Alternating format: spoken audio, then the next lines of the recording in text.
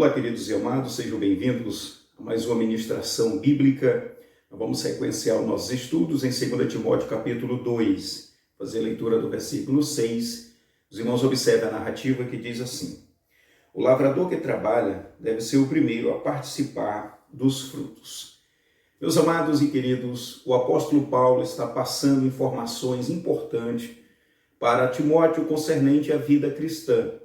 Então ele usa 3 exemplos para instruir Timóteo nesta realidade. Como nós já vimos nos vídeos anteriores, o apóstolo Paulo vai dizer que nenhum soldado em serviço se envolve em negócios desta vida.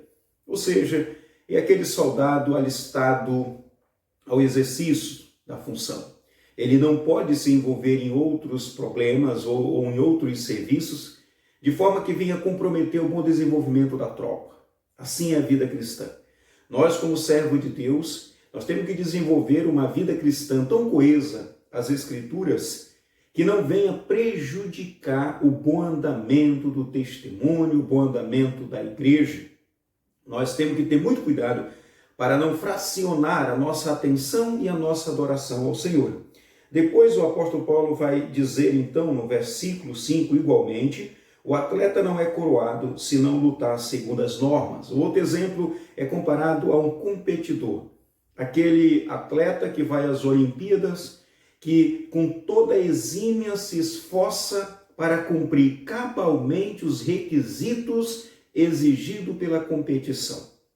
Ele vai se preparar, ele vai decorar todos os regulamentos desta Olimpíada.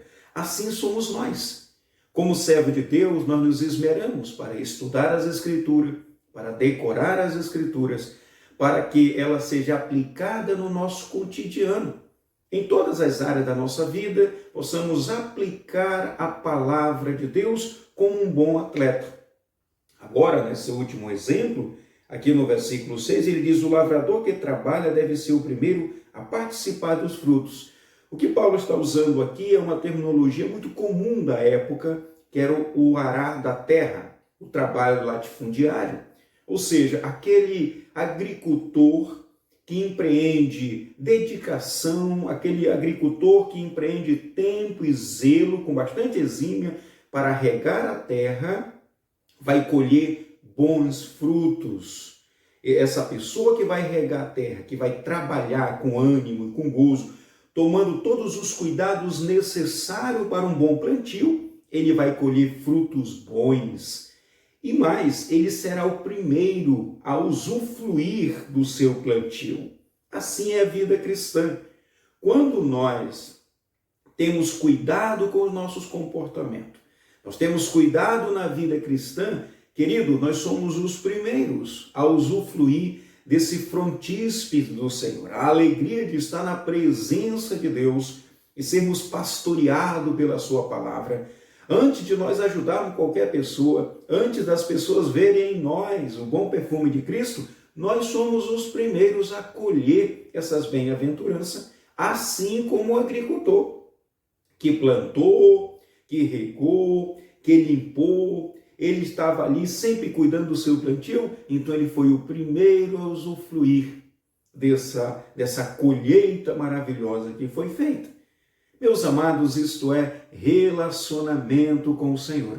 Isto é vida cristã, quando nós usufruímos da boa e agradável vontade do Senhor. E é isto que o apóstolo Paulo está dizendo para Timóteo. Nós já conhecemos o contexto desta missiva.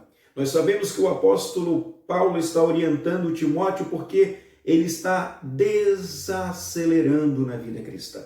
Timóteo estava muito enfadado e preocupado com os falsos mestres na igreja, que estavam pregando um evangelho díspare à palavra do Senhor, dando grande ênfase à questão da lei mosaica, como a questão dietética, a guarda do sábado, as festas anuais e assim subsequente.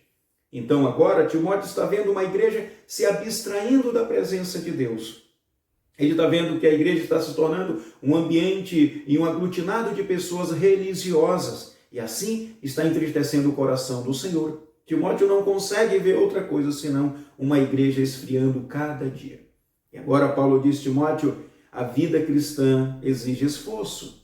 A vida cristã exige dedicação, superações. Teremos ingrimidade na vida cristã. Teremos momentos mais agradáveis, mas momentos tão difíceis, Timóteo.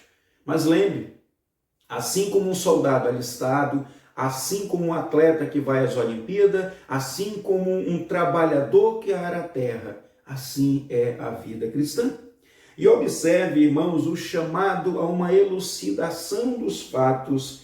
Quando nós lemos, então, o versículo 7, pondera o que acabo de dizer, porque o Senhor te dará compreensão em todas as coisas. Ponderar, medita. Timóteo, analisa. Timóteo, dá uma olhada com atenção, estuda os fatos, pondera no coração. O Senhor vai te dar orientações, o Senhor vai te dar sabedoria, Timóteo. O Senhor vai te dar compreensão das coisas. Meus amados e queridos irmãos, muitas vezes nós não temos sensibilidade para parar e analisar as coisas. Por que essas coisas estão acontecendo? Quais são as viés de que elas têm se desenvolvido? E a partir daí levar à compreensão. Será que elas são maiores do que o nosso Deus? Não são maiores do que o nosso Deus.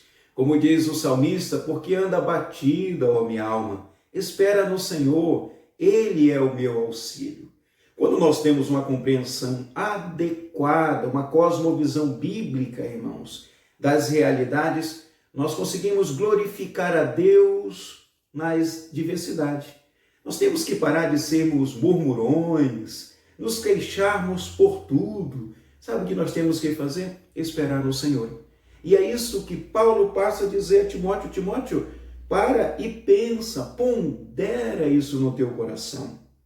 E o Senhor vai te dar compreensão. Podemos lembrar de Paulo, quando Paulo ora para que Deus o afaste dele aquilo que estava lhe trazendo desconforto. E depois que ele para e começa a orar e meditar, o Senhor diz para ele, Paulo, a minha graça te basta. Sabe, irmãos, parece que em alguns momentos a graça do Senhor não é suficiente. E quando a gente pensa na graça de Deus, a gente pensa numa vida sem problema. A gente não consegue, parece que, ver a graça de Deus em algumas dificuldades, seja ela de saúde, seja ela de ministério, seja ela de família, seja ela no trabalho, em qualquer situação. Tá? Parece que a graça de Deus só vai estar na nossa vida se tudo estiver muito bem. Então Paulo chama Timóteo a meditar sobre essas coisas. Observe o versículo 8. Lembra-te de Jesus Cristo, ressuscitado dentre os mortos, descendente de Davi, segundo o meu evangelho. Agora, Paulo chama Timóteo, dizendo, Timóteo, observa o ministério de Jesus Cristo quando ele foi encarnado. Esse Cristo que, mesmo sendo filho de Deus, tendo poder e autoridade, ele passou fome. Ele foi rejeitado, Timóteo. Timóteo, ele sofreu, ele foi chicoteado, ele foi humilhado, ele foi traído. Lembra do sacrifício expiatório de Cristo? A maneira como ele foi tratado quando ainda em carne aqui, lembra disto. Irmãos, levar em pensamento essas realidades nos traz a conscientização de que nós não somos melhor do que o nosso Cristo. Como ele mesmo disse, ele não tem aonde reclinar a cabeça. Ele não tinha onde parar para descansar. Em todos os lugares que ele estava sempre sendo maltratado. Foi chamado de Beelzebul. Então lembremos disto. E que ao lembrar do sacrifício de Cristo na cruz por nós, isso vem de alguma forma a nos trazer alegria, gozo, edificações.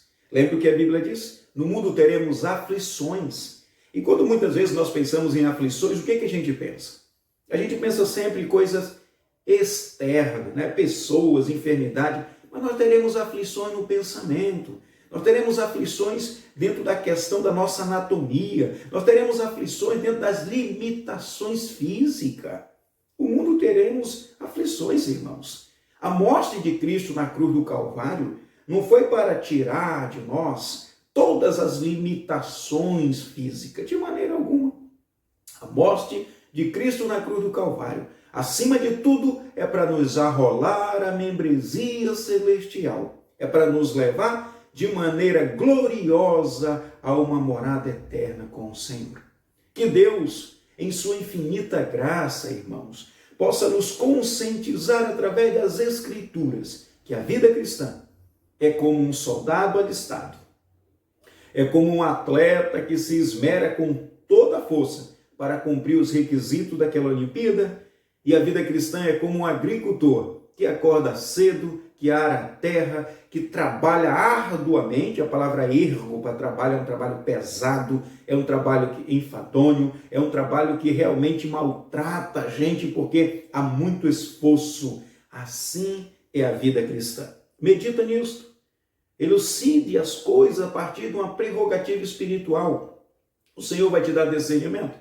E depois leve a sua situação comparada à situação de Jesus Cristo quando encarnado, quando veio em glória para sofrer e para morrer e para ressuscitar por nós. Que Deus, em sua infinita graça, lhe abençoe. Até o próximo estudo. Querendo o nosso Deus, o desejo é que você tenha sido edificado. Em nome de Jesus. Amém.